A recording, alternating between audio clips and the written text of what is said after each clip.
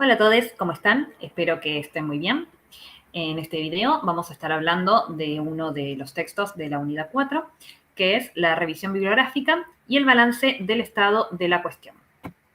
Los autores de este texto son Rosana Barragán, ella es doctora en Historia Social, es boliviana y ha escrito muchos libros y artículos relacionados justamente con lo que es la formación para la investigación. Y también tenemos a Tom Salman, él es holandés, es antropólogo y filósofo y se ha especializado mayormente en el estudio de lo que son los movimientos urbanos, la cultura urbana, la democratización y la ciudadanía. Este texto en particular pertenece a un libro, ¿sí? Es decir, es un capítulo de un libro que se llama Guía para la formulación y ejecución de proyectos de investigación. En el campus lo tienen para descargar entero al libro. Y en este capítulo, particularmente, de lo que van a estar hablando los autores, es en lo que es el proceso de elaboración de la revisión bibliográfica y del balance del estado de la cuestión, ¿sí? Que serían los componentes del estado del arte. En este capítulo, los autores van a presentar algunas definiciones, van a explicar algunos conceptos y también van a presentar algunas problemáticas y también algunos consejos. Bien, respecto a los objetivos de hacer la revisión bibliográfica y el balance del estado de la cuestión, son, por un lado, verificar si el tema elegido ya ha sido abordado con anterioridad o no. La mayoría de las veces van a encontrar con que sí, ya fue abordado, pero siempre lo que se puede dejar en claro es cuál es la novedad que vamos a estar nosotros aportando, ¿sí? Es decir, quizás elegimos una temática que ya fue abordada, pero podemos abordar a un punto de vista diferente, o quizás sea una actualización de una temática que hace mucho que no se investiga, o lo estamos estudiando en un lugar distinto, ¿sí? Siempre hay algo nuevo que se pueda aportar. También, otro objetivo es conocer en qué situación se encuentra la investigación y los posibles debates sobre el tema. ¿Sí? Justamente esto de lo que consta es dar en cuenta, ¿no? Estas distintas perspectivas con las que se viene abordando el tema y también los logros que han habido en ese sentido y quizás algunas vacancias, ¿sí? Algunos temas que estén faltando, algunas perspectivas que estén faltando para abordar. También delimitar con mayor precisión el tema y afinar el objeto de estudio y los objetivos de la investigación. ¿Sí? Es decir, si bien al hacer el estado del arte, ¿no? Que es como la primera parte de la investigación, uno ya tiene definido un tema y un objeto y unos objetivos, esto lo que hace es justamente poder definirlos mejor, ¿sí? Poder afinar un poco más eso. También profundizar en las metodologías y técnicas utilizadas, ¿sí? Es decir, ver de qué manera se abordaron las investigaciones previas sobre el tema. Y también conocer el tipo de fuentes que han sido utilizadas en este tipo de investigaciones. Bien, retomando uno de los puntos anteriores, en algo que remarcan los autores, es la relación dialéctica que hay entre objetivos y revisión bibliográfica, ¿sí? Como dijimos, uno parte de unos objetivos, pero que en general, de por sí, ya fueron planteados en base a lecturas previas que tenemos, ¿sí? Hacemos una revisión bibliográfica y eso lo que nos va a ayudar es afinar estos objetivos. Esto quizás haga que surjan nuevas preguntas, que se hagan algunas modificaciones, lo cual a su vez lleva a que sea necesario tener que hacer quizás una nueva revisión bibliográfica o extender un poco más bien lo que veníamos haciendo. Y es por eso de que hablan de que hay una relación dialéctica, ¿sí? Como que son dos componentes que se van retroalimentando. Bien, respecto a cuáles son los componentes del estado del arte, por un lado está el estado de las investigaciones sobre el tema, ¿no? Como bien dice en el texto, esto tiene que ser un resumen sucinto y claro, ¿sí? Relacionado con lo que es el área de la temática elegida, los aspectos relacionados con la investigación, pero siempre centrándose en las cuestiones centrales y en las más relevantes. Después el estado del debate, que esto de lo que habla es de las distintas perspectivas que hay sobre este tema que vamos a estudiar y discusiones que pueden haber al respecto. Inserción del tema de investigación frente al debate, es decir, aquí tenemos que explicitar cómo se va a estar posicionando esta investigación respecto de ese debate. Y adicionalmente, ciertas discusiones relacionadas con problemas teóricos y metodológicos respecto a cómo se llevan a cabo las investigaciones sobre esta temática. Bien, después me pareció importante incluir esto, que está en la página 56, 55, 56 en realidad, que son algunos consejos de lectura, ¿sí? De selección y de lectura para la revisión bibliográfica. Me pareció que está bueno incluirlo porque me parece que algunos de los tips que dan son bastante útiles, no solo para hacer lo que sería un estado del arte, sino para abordar textos académicos en general o para cuando hay que hacer una selección de textos para cualquier tema. Por un lado, respecto a la selección, lo que dicen es que recomiendan que haya 3 niveles para esta selección de textos, ¿no? Un relacionado con los aspectos teóricos, ¿sí? Justamente textos que están relacionados con el marco teórico con el que vamos a estar abordando esta temática, de similitud con el tema, ¿sí? Es decir, otras investigaciones que se han hecho sobre temas similares o sobre esta misma temática, y sobre el lugar y la región, ¿sí? Porque siempre toda investigación tiene que estar situada en algún contexto específico y siempre es bueno conocer un poco acerca de las características particulares de ese contexto que estamos eligiendo para trabajar.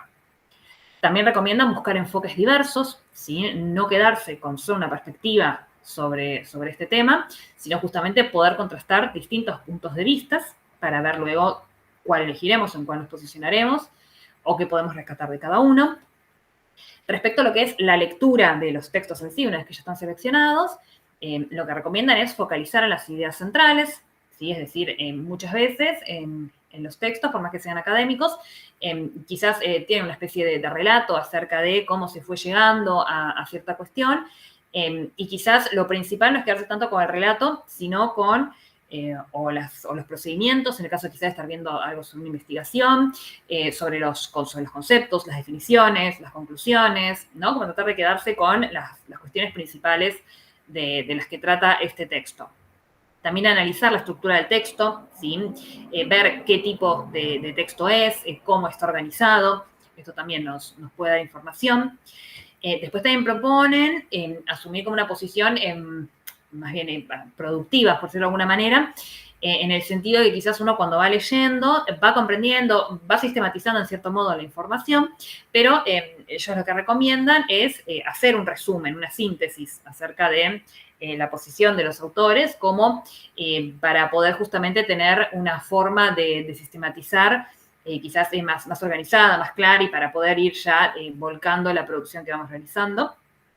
Y también incluyen en la página 56 unas preguntas de lectura, que son para orientar la lectura de los textos, que son, por ejemplo, cuál es el tema, cuál es la idea central, o las ideas centrales del trabajo.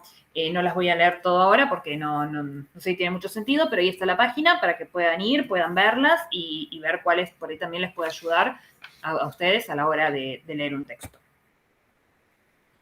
Bien, respecto a el marco teórico, también dan algunas características, algunos requisitos, un poco, ¿no? de qué es lo que aporta.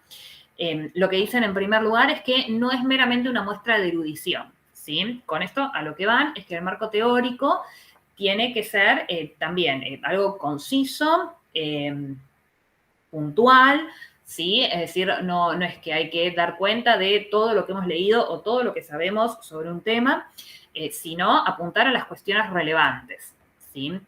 Esto nos ayuda a ubicarnos dentro del tema que elegimos para estudiar, para poder ver dónde se sitúa esta investigación en medio de las otras investigaciones que se han llevado a cabo acerca de este tema.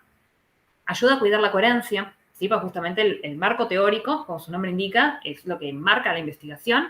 Por lo tanto, después lo que es la investigación tiene que estar apoyada en esto, ¿sí? Ahí advierten de que muchas veces sucede que en el marco teórico hay una gran descripción teórica, pero que después eso no se condice con la investigación que se lleva a cabo.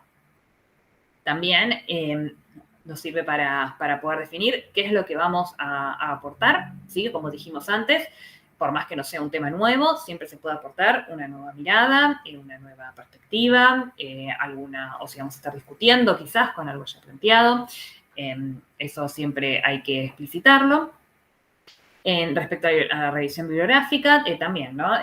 Recomiendan hacer una lectura crítica y selectiva, ¿sí? Es decir, más o menos parecido a lo que decíamos recién, ¿no? Como que no se trata tanto de dar cuenta de la lectura de un montón de libros, sino justamente poder tener esta capacidad dentro de lo que quizás ya hemos leído, ya hemos estudiado, ver qué es pertinente para lo que estamos intentando presentar en esta investigación. Y también incluye lo que es la definición de los conceptos principales que vamos a estar utilizando, los cuales también deben incluir indicadores, ¿sí? Que van a ser las características que nos ayudan para poder definir estos conceptos. Bien, después respecto a las hipótesis, también incluyen lo que es el planteo de las hipótesis. Las hipótesis en sí son una sospecha, una posible explicación que se da al problema planteado y que es lo que justamente se pretende indagar en la investigación. Vale aclarar que, de todos modos, no siempre es necesario plantear una hipótesis. También se puede recurrir a preguntas, que esto es muy común en las ciencias sociales y humanas, ¿sí? Donde no se está quizás buscando tanto dar una explicación, sino que a veces se plantea más hacer un análisis del tipo comprensivo, por ejemplo, o justamente hacer una descripción de un tema para poder plantear más preguntas, ¿sí? Esto también aclaran que es igualmente válido científicamente que hacer un planteo de una hipótesis. En caso de optar por plantear una hipótesis, aclaran también que tiene que contener y cubrir las unidades de análisis, que las unidades de análisis son justamente las unidades puntuales que vamos a estar estudiando, ¿sí? Por ejemplo, las familias, las escuelas, esas son las unidades de análisis, y también se deben incluir las variables que se pretende investigar, que serían las características que queremos estudiar respecto de estas unidades de análisis. Y también tienen que incluir los elementos lógicos de la relación que se pretende investigar, ¿sí? Es decir, al principio decíamos que una hipótesis es una sospecha, ¿no? Una sospecha, una posible explicación. Bien, pero esto no es que es una posible explicación que uno aventura de la nada, sino que tiene que haber un razonamiento lógico. Si es una posible explicación que se desprende, ¿no?, de una serie de razonamientos que también tienen que estar explicitados al momento de formular la hipótesis. Y por último, retomando un poco lo que hemos hablado antes de la definición de los conceptos, tenemos la definición conceptual y operacional.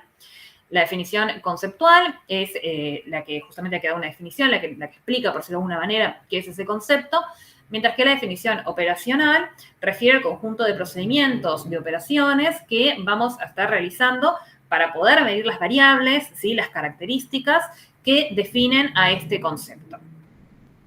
Bien, eso sería todo por el día de hoy. Espero que les haya servido este video y cualquier consulta, como siempre, estamos a su disposición.